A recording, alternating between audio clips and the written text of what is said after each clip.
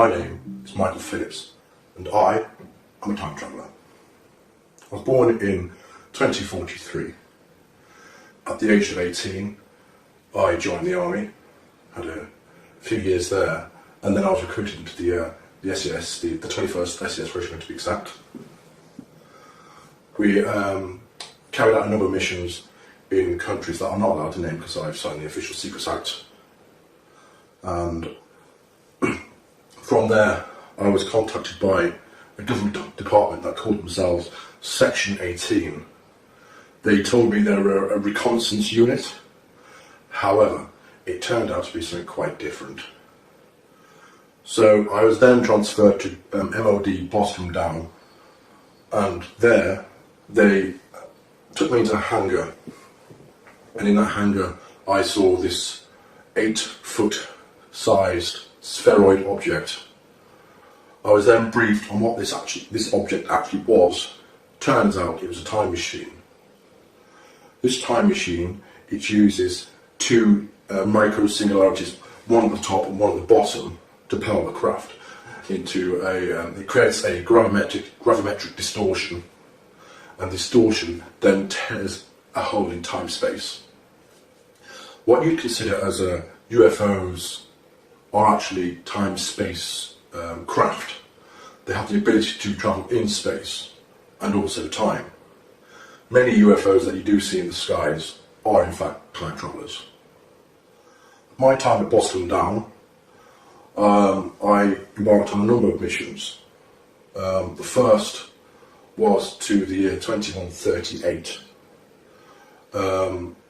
which was very interesting because it was not at all like I know the Earth to be now. In fact, it was rather polluted, and people are quite tribal, and it wasn't a pleasant place to be. Anyway, a little bit more about my time, 2075. All in all, it's not bad. There were a number of Earth changes which I do want to warn you about, which did change the Earth. Global warming continued. The major governments of the world did nothing to change that at all. So this is kind of a plea to change your ways. Another time traveller from, I think it was 2038, he came back. His name was Titor.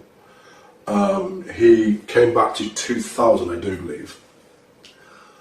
And he thankfully stopped a civil war in America, which was supposed to kick off in 2008. However, he got involved with the American intelligence authorities and the time travel program there. And it was decided that America needed a single unifying event to bring the country together and to avert a civil war. And that event was 9/11. Titor went back, I do believe it was May of 2001, just before Kehilangan happened.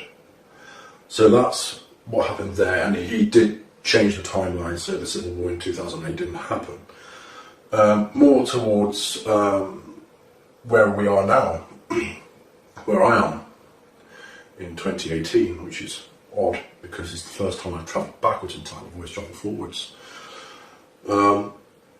There is a limited nuclear exchange in 2019, March of 2019. That does involve North Korea. They attempt to launch a nuclear missile at Honolulu in Hawaii, and then the US responds with 2 cruise missile nuclear-laden missiles to Pyongyang and takes that out. So Kim Jong-un was no more at that point, and a lot of his government was taken out too. With the turmoil that ensued after that, World War III did start in 2020. It was a limited war though, thankfully. It only lasted 3 years. China and Russia were against the UK, America, and a few other countries. And all in all, it was a very fast but brutal war. Countless millions were killed. Nuclear weapons were used in a very limited capacity. Very limited, thankfully. Just battleground nuclear weapons. What else can I tell you? Oh yes, 2022, California, LA to be exact, is hit by what they term the big one. There was a very, very massive 10.2 magnitude earthquake there, which completely decimated the city. It actually cracked the fault line straight across California, and as a result, California sits a good 10 feet lower than it used to. With rising sea levels, that did cause California and surrounding areas to be flooded and to no longer be habitable for people. People had to move out. What else can I tell you? Donald Trump, he clung to power for 2 terms, tried for 3. However, he was impeached and he was finally got rid of. Then you had Oprah Winfrey, believe it or not, try and run for the presidency. She was not successful. There was a man called Michael McIntosh who actually succeeded. I'm not sure if he's a name that's about at the moment, but that was in the mid to late 2020s. On the plus side, in the mid 2020s, we did land on Mars. We had the first man on Mars, which was good. It wasn't by NASA at all, it was by SpaceX and Elon Musk.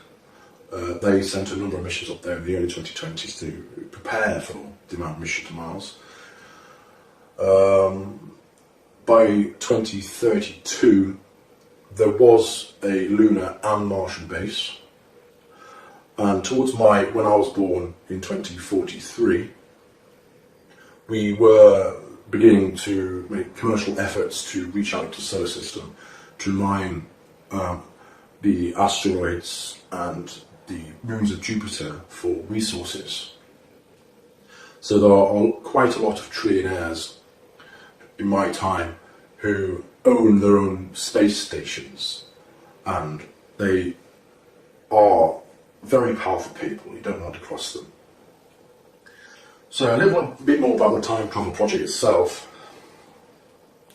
As you can imagine, in my time, when I was born in 2043, up until I joined the program in 2075, there was a lot of money about.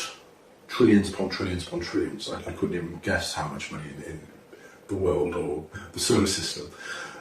So endeavours such as time travel were more and more possible. I have travelled numerous times in the future, and I'll tell you about one time now. I stepped into the craft, which is an 8-foot wide sphere. It uses 2 dual positive singularities, one at the top, one at the bottom, like I've said before, and it creates a distortion of the time-space via gravimetric forces. It is, how can I say, it utilises the singularities and forces the energy inwards for the time travel aspect. If you want to travel in space, you create a gravimetric wave outside of the sphere itself, and then you can ride on that wave and get to a location in space very, very quickly. In terms of one of the times I went forward in time, let me just try and pick an interesting one. Yes, I went to the 2432, and the world, thankfully, was a lot different again, but it was different in a positive aspect. The atmosphere and pollution, that was all cleaned up, thank God. It was very nice actually, it was very green, there was lots of flowers everywhere. Everyone appeared to speak English, however I'm not sure if that was them speaking English, or they had some kind of implant where they could understand English or speak in their language and you understood their language, or what. Buildings were exceptionally tall. There were just huge glass towers. There were numerous cars which were flying and travelling in what I assume were highways in the sky. People were friendly, they were open, they weren't afraid to come up to you and say, "Hi, who are you, where are you from?" I think they were quite used to having time travellers, because when I said I was from 2075, they didn't appear to be all that shocked. I certainly would have been shocked at the time if I would have known time travel was about. What can I say about time travel itself? Time travel itself. Well, back in, I think it was 1947, the US government captured a time-space craft. And this craft, it took them a few years to figure out what it couldn't and can actually do. They tried to retrofit some supermagnets onto a ship one time, I do believe. And unfortunately that did not go well. It did not travel in time. It travelled in space. It travelled approximately 30 or 40 kilometres down the coast. And when they did find this ship, this US Navy frigate, all the crew members were fused into the ship, and it wasn't a nice sight, so they hadn't quite perfected it back then. Officially, time travel was invented and perfected in 1975. There were a number of operatives who went backwards in time, mainly because they wished to try and change various historical events, such as World War II. However, they were not successful whatsoever. In fact, a lot of their efforts were making the changes and making what happened a lot worse. So if you've got any questions about what I've seen in the future, I think that you'd be more interested in that. I'd be more than happy to do another video and say, right, this is what's happened. Thank you.